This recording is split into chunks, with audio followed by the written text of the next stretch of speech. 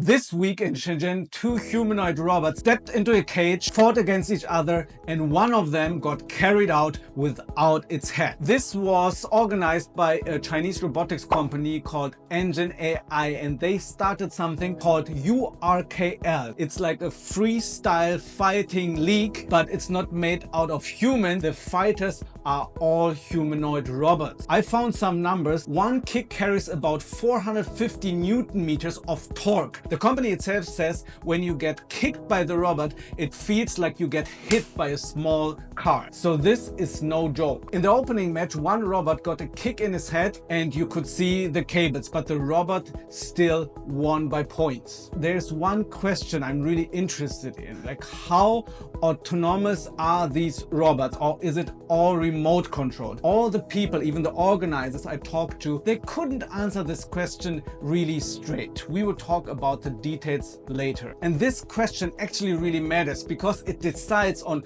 whether these robots will be on your factory floor or in your hotel or in your home soon. And also this week, a company you probably have never heard of became a unicorn in under 2 years. It is called Xynova and it makes robots' hands. It doesn't make the humanoid, it just makes the hand. In just 4 months, it pulled in about 1.5 billion RMB by 4 unrelated giants. It's Meituan, it's JD, it's Li Auto, and it's Xiaomi. And we see when food delivery, e-commerce, a car maker and a phone maker, there is substantial stuff behind all the marketing. Then I want to tell you a little bit about WAIC, where I just went yesterday. It's the World AI Conference here in Shanghai. We have interesting robots, we have scary robots, and we have a lot of entertainment for every one of us. And then we will go to South Korea because in South Korea something happened that has never happened before. Workers from Hyundai went on strike because they are afraid of the future, because Hyundai said they will deploy a lot of robots in their factories in the future and people are actually scared of them, afraid that they will lose their jobs. Another robotics bet. JD.com, one of the biggest retailers here in China, they have $1 billion RMB sales targets over 3 years. And in the end, I will have a little bonus video for you, which blew my mind. So stick around till the end. Once again, Asia is not slowing down. Every week we have new funding rounds. We have new mind-blowing videos. We have new robots that work on factory lines, and we have robots that fight in cages. That is why I bring you these news every week, so you can spot the trends, you can spot the possibilities before your competitors do, and maybe make some good money on it. And why me? I've been living in Shanghai for 10 years already, and I speak Chinese. I have a huge network here, and in the past years I brought hundreds of VCs, of founders, of board members to robotics companies and technology companies all over China and all over Asia. Most people never get to see this stuff up close, but I do, and I want to share my view with you. If you ever want to see this by yourself, just write me. The link is down below in the description. Asiabits.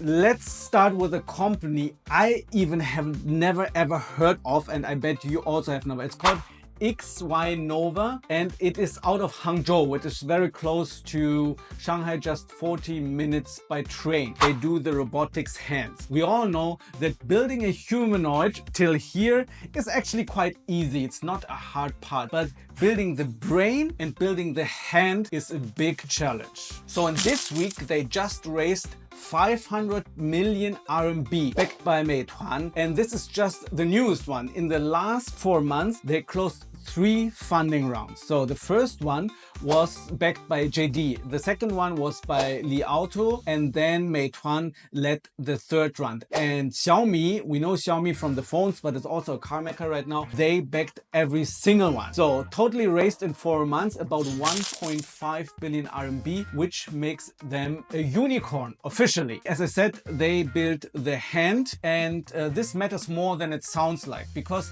the hands are very fragile. When we want to put these humanoids into our daily lives, into our factories, in our hotels, in our homes, the hands will be the ones holding the scalpel, holding the screwdriver. In this industry, it's called the centimeter problem. The hand is the part that breaks the first. It's very fragile. Most of these dexterous hands on the market right now, they last 1 to 3 months in real use. Just 1 to 3 months, which is really short. And some of them even fail in a couple of weeks. Xynova says they are different. So their latest hand, called Flex 2, has 23 degrees of freedom. It weighs under 400 grams and they claim the tendons survive over 1.5 million cycles before they break. I have to say, this is all their marketing speech. Nobody outside of the company has tested it yet, but we will see. They also built their own factory back in Hangzhou right now. They want to produce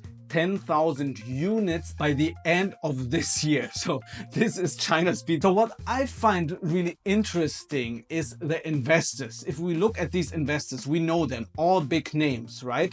So we have food delivery, Meituan. They started as a food delivery. They have different business units right now, but food delivery is their main business. Then we have e-commerce. Then we have a car maker, and we have a phone maker, Xiaomi, who also became a car maker. So they are rivals in a lot of businesses and in a lot of fields, but they all decided to fund this one company, a very, very young startup. So this is a signal. So they all bet on this one company doing the robot hands. So that shows me how important these hands are right now and will be in the future. So if you want to know these stories and these trends before it hits the headline, just click on the subscribe button, give me a like. It is for free, but it helps me a lot and it helps to spread the word. Now let's talk about the top 5 from the WAIC in Shanghai. I went there on Saturday and it is crazy what you see there. All the Chinese robotics companies, they will promote their newest products like there. And I saw one thing that really astonished me. This is number 1. These are horses or centaurs, how you call it in English, like called 人马 in Chinese. Half human body, half horse. From Lumos, a company I went a couple of times in Shenzhen. So what do you think of this one? The only use case I can think of is marketing, right? So I have to ask my friends at Lumos over there, what is their use case for this 人马? And then we saw another one. It looks like a car, but with legs. It's also a horse. And I'm also not very sure about the use case. If you have any idea, let me know in the comments. Then we all know the Robotics from Unitree. Unitree started as a Robodog company, but here you see a Robodog doing a 720-degree flip in the air. They say their marketing speech is, we don't do this to be cool. We just want to show how flexible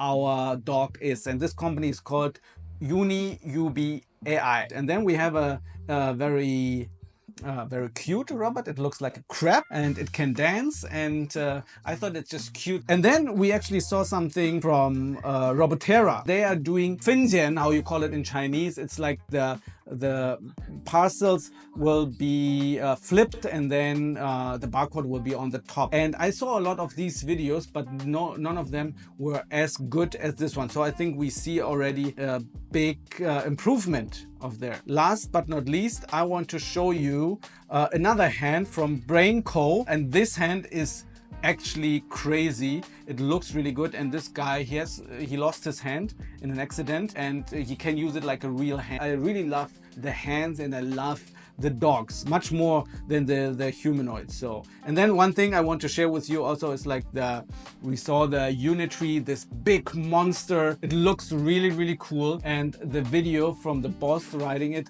also went viral. So all of these clips, you can tell me what are the use cases of this. And then in the end, I show you a video which is from Doubao. The only use case of this video is it is cute and it makes you laugh. So now let's go to our neighbors, to South Korea. Something happened that never happened before. Workers went on to strike because of robots. Hyundai, we know, the big automaker, and the funny thing is that no robot actually has started working right now. This was a preemptive strike over a plan of deploying robots. So what is the plan? Hyundai plans to deploy more than 25,000 Atlas robots built with Boston Dynamics across the factories, and Korea comes after the US. So in Georgia they want to start to deploy these robots around 2028, and on July 13th the shift at Hyundai ended 2 hours earlier, and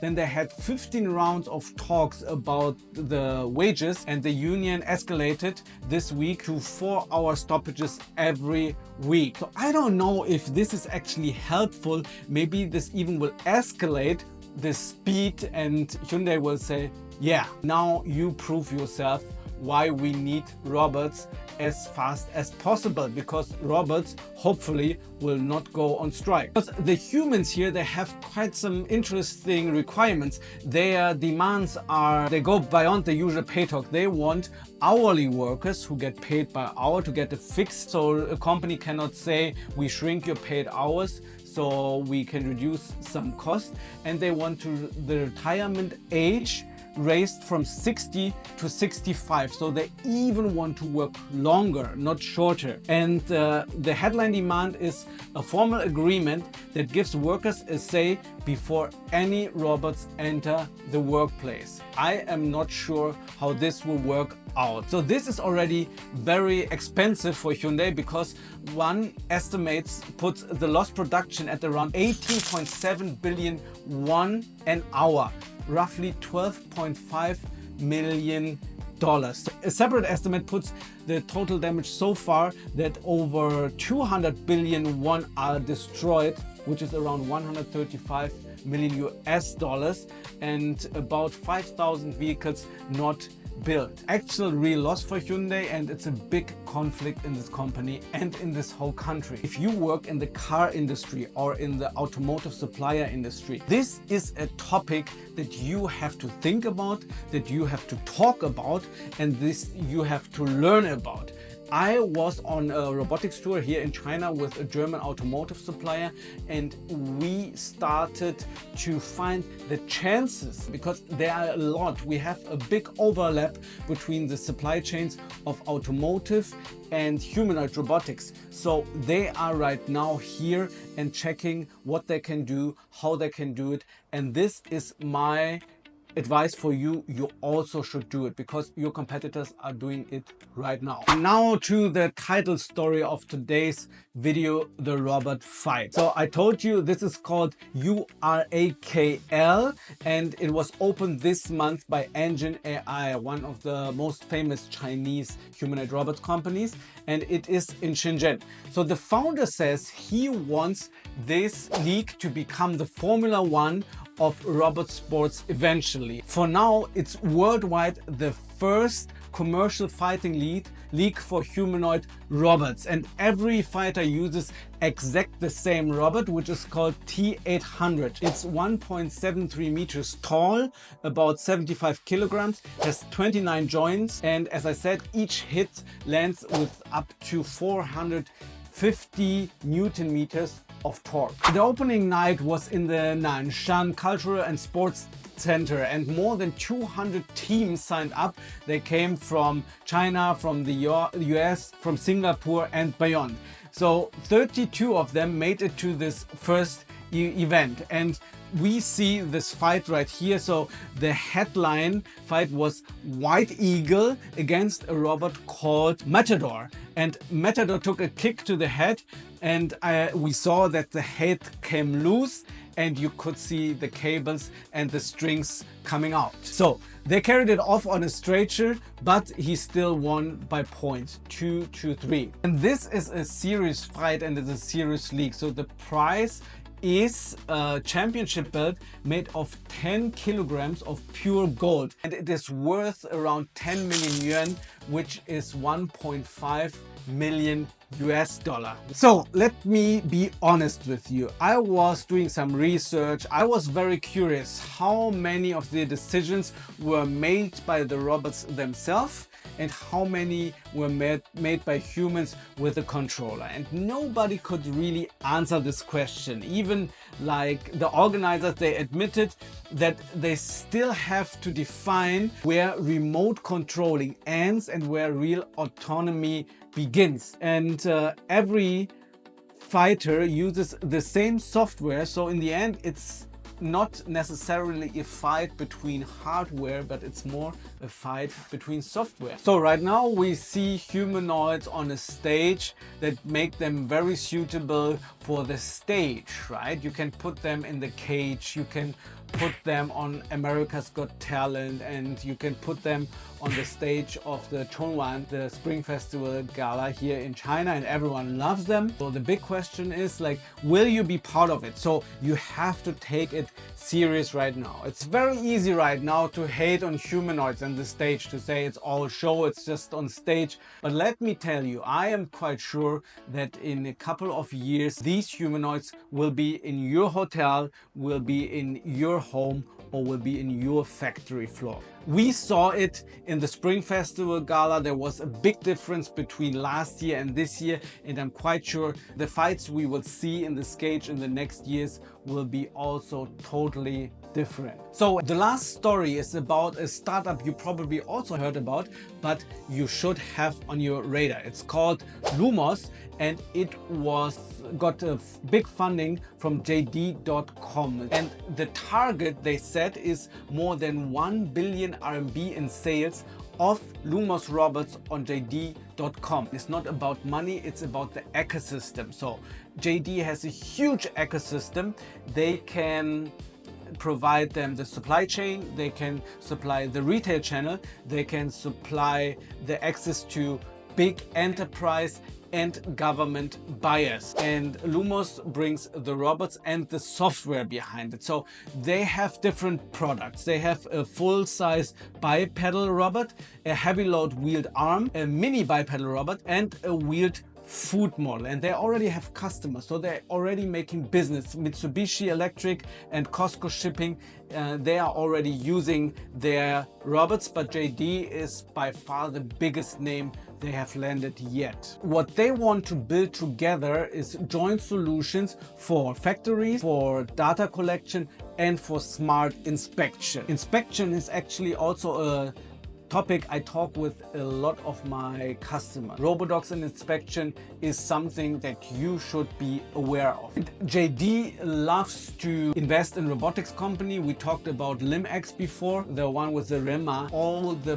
big giants in China are building their robotics portfolio. So if you look at all the companies in this issue of Asiabits Robotics News, it's very interesting to see that especially the robotics companies, 5 years ago, nobody of these companies were in the market. They were non-existent. So this is a totally new industry, and we all know that robotics came to stay. It will, maybe the hype will slow down, but in 10 years, in 15 years, in 100 years, robots will still be here, and that's why you have to pay attention to it. And for me as a European, as a German, even after 10 years of living here in China, this speed still amazes me, and the iteration speed, it's so hard to describe. I can tell it to you in this video, I can show it to you, but you have to come here to experience it yourself, to see it yourself. So this is why I take